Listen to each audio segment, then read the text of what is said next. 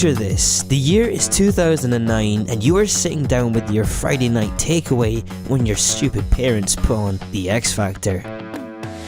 You watch as these aspiring singers line outside in the sub-zero United Kingdom temperatures only to make a complete fool of themselves.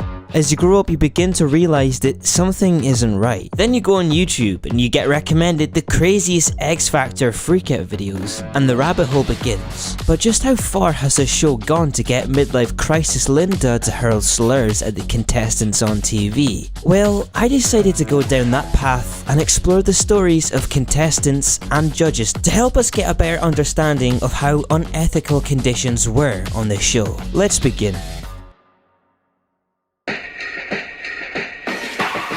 In 2009, two British icons would make their first appearance on stage, aged just 17. The twins were exactly what showrunners were looking for. From the start, they faced cruel backlash from press and viewers watching at home, from the way they were presented on the show. Did the show do anything to help calm down the hate?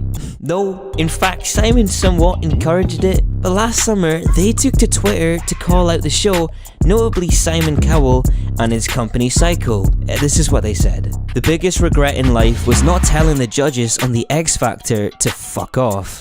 Every contestant on The X Factor was a slave to the show and got paid zero while they made millions. The fact that every contestant had to act like their judge mentors them when in reality all they care about is their paycheck. But to note, contestants on the show are unpaid from the start, expected to promote the show for free. What about the contracts? Well, when you sign one of these, you pretty much sign your creative life away. They describe the experience of being on the show as a slave to the producers. A leaked contract from 2008 can definitely show us what they mean too.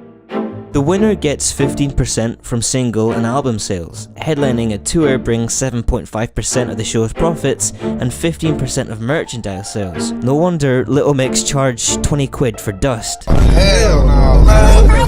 5% of future earnings from live performance were to go to Simon Cowell for a whole year. The record label has final say over tracks for albums and can choose producers and single releases. The winner has to sign up with the agent Modest Management in a deal that can last 14 years. And we'll get back to them, but it's not good, trust me. They were also offered $70,000 to return to a cancelled X Factor spin-off called All Star. It looked like the show's aim was to bring back old contestants and use them for cheap laughs and entertainment. But it was axed, as I said, so I don't know, maybe Simon needed the money to fund his super cock. But the most significant claim they made, which brings me to my next point, was a band I'm sure you've all probably heard of. Yeah, you guessed it, it's JLS. It's One Direction. After coming runners-up in the show, Simon Cowell decided to sign them either way, which sounds generous on paper, but this is a Psycho contract. The pun is very much intended. Hi. You see, within a couple of years, Zayn decided to leave the band One Direction. This was because of the treatment and strict contract he found himself locked inside. Well, I mean, this is all alleged, but some things he was forced into were public. I seriously don't want to do it, because I hate dancing. And I've never done it before and I just feel like an idiot. Don't do that again. Right? Done? Yeah. Good, get on with it. And this was the tip of the iceberg of what we, the public, saw. Jedward themselves spoke about this too, and it's alleged that the pair accidentally were sent a copy of One Direction's contract, claiming the strict rules and contracts 1D and Little Mix must follow were brutal. As for their agent, Modest Management, one Google search and oh, well, this looks good. Last year, Zayn tweeted a Dropbox link with 3 new songs he was planning to release, and some of these lyrics in the music sort of allegedly call out Simon Cowell, in particular his contract Psycho. Here's what the lyrics read as: "Glad we left the cycles, I'm just focused on the cyclone." How was that? Am I Eminem yet? There's a debate if he said cycles or cycles, and to be honest, it is difficult to tell. Most lyrics label it as cycles. Let me know what you think Zayn said, but it does sound like a a callback to his time on One Direction. In the band's defense, some members have responded to fans dismissing their concerns for the agent. Who knows, maybe they feel that way, or perhaps the agent had them at gunpoint while he wrote this, or maybe it was Liam Payne's hands. Zayn had zero creative control in the band. They had no choice about what songs they wanted to perform. Again, alleged. The producers drove band members, Zayn too, to develop EDs and depression, which Zayn has spoken about publicly, reflecting on his time in 1D. He was also slammed by Simon on stage after the band picked up their awards. I'm not sure what happened next, but I'm guessing Simon ran into a cold dark room to stop the lights from melting his face off. Ibiza is this man's enemy. The One Direction situation was a whole story on its own, but I'm gonna continue on. But let me know if you want to see me cover that situation in, dunno, 10 years or something.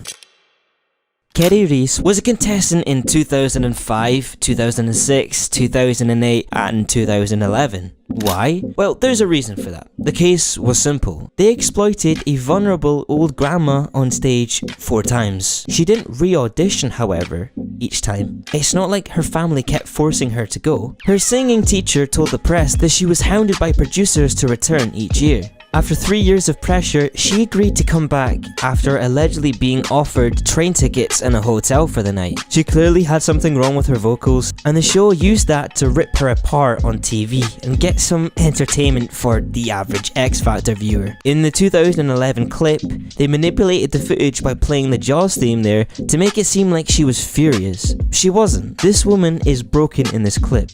Siri spoke about this and said she was left crying and feeling depressed for weeks after the incident. I'm so mad at this situation, by the way. Like, I'm throwing hands at whoever took the piss out of grandma. In fact, you know what? Liam, I'm sorry we made fun of you. We need you to remove the hands of whoever bullied this woman. This is our grandma now. Leave a comment saying we love you, grandma. As a side note, a YouTuber called Faberé uploaded his own experience about the show and explains that there are actually 3 pre-auditions on the show before you even do the 4th one, which is with the judges. Which means all those singers who maybe aren't the best are given false hope by the show, not their families, as is always suggested by the judges, which is obvious why they did that. To get TV moments, while rejecting general talent that could have done really well. He also mentions how the producers interviewed the people auditioning and asked them questions which triggered most people's anxiety and made them more nervous to go in than before. After a long hot day with no water provided for the acts, he performs and got 4 no's. After this, he breaks down and the producers shoved a camera in his face. So then the song ends, and Gary, who of course does not like me, whether he's been told to not like me or whether it is actually him, I don't know, but I'll never forget this. He says to me, "How the hell did you get through to this round?" I remember not even being able to get down to the bottom of the stairs. I was crying that much and I was shaking, and they were all hugging me and saying it's okay, and there's a massive camera in my face. And these researchers are just saying like, "Ooh, how are you feeling, Richard? How are you feeling, Richard?" And I was like, "Get that camera out of my face." And I was breaking and shaking down backstage, and I think they were still filming me from a distance. And then after that, they had the nerve to say to me, "Oh, Richard, we need to get some shots of you and your family and friends walking away from the stage as if you've just auditioned and talking about how you feel." We did this 3 or 4 times. I wanted to mention this because it sort of relates to a lot of the points Zoe Alexander made in her video, but let's move on. Samantha was another person bullied on TV. Simon Cowell claims she didn't have the right looks in terms of weight. What blows me away is, after my Natalia Kills video, I linked this video to show that Natalia wasn't the only judge on the show to make appearance comments, because I was told many times in the comments on that video, Simon only commented on her voice and never went as nasty as Natalia did. But he has done this, with costume too. You sound nice but look like a shop girl. That's the problem. That's something could be worked on. Well, it's a lot of work. I know what you're saying. What am I saying? That I'm overweight, You basically. are. You really are. I'm working on it. Louis. Well, Emma, can I be honest with you? First of all, the dress is completely wrong. Well, I'm not a fashion expert, Emma, but, you know, it's like a wedding dress, isn't it? I thought Simon was a professional guy.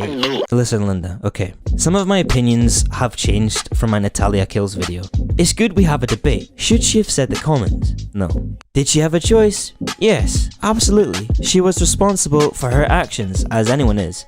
But, and a huge But why are people so pressed about the situation when other judges have done way worse? Honestly, her comments were a bit mean, but was it on the same level as Sharon telling Samantha to go on a diet before boot camp? Mrs. Go on a diet, and I'll see you at the next round. Thank you. Nah, seriously, what the fuck was that? Telling a contestant to go on a diet is rude but incredibly dangerous. And they've done this before too with contestants such as Champagne, who was pretty bloody good, but he's voted out because mostly his outfit? Honestly, what doesn't beat a plastic microphone and 2 pairs of sunglasses? What a guy. He looks like the deli counter at Sainsbury's. Absolutely. Sharon, you're on thin ice, bud.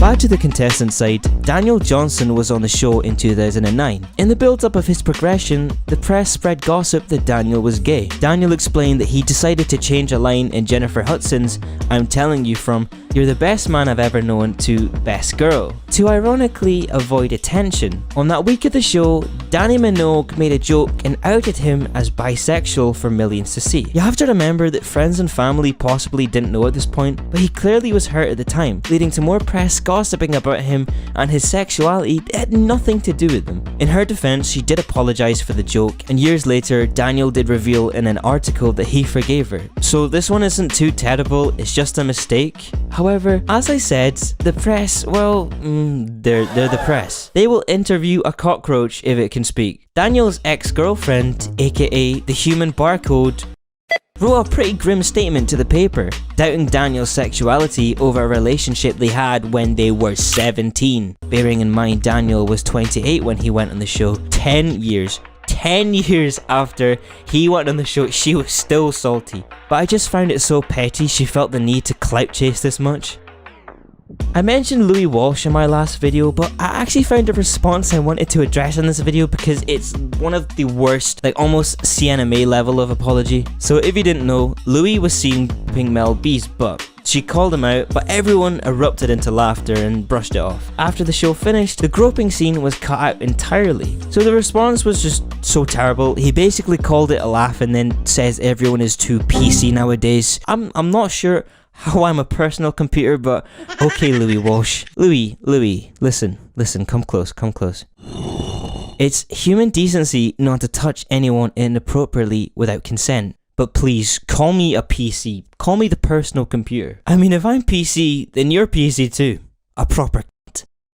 This is the last segment, and honestly, I've not heard much people talk about this. There are traces of racism from the judges on this show. Misha B was a 2011 contestant and claimed the producers made her out to be a bully and aggressive to other contestants. Misha B referred to this narrative being created as an angry black girl stereotype, and this is backed up too. Gary Barlow spoke negatively about his time on The X Factor in his autobiography, A Better Me, claiming the producers tried to stir the drama pot when the ratings were down. They knew every sprinkle of gossip and it would always leak out to the press somehow. He was fed lines to say and claims that it left him feeling strange about it in the dressing rooms, knowing it wasn't right. In fact, they fed him a line about Misha B. He says, about half an hour before the show goes live, the producer comes in and they go, "Oh my god, that Misha, she's a bully. Can't believe it. She's such a bully. In fact, you know what? You should say it. You should say it on air. She's bullied everyone all week."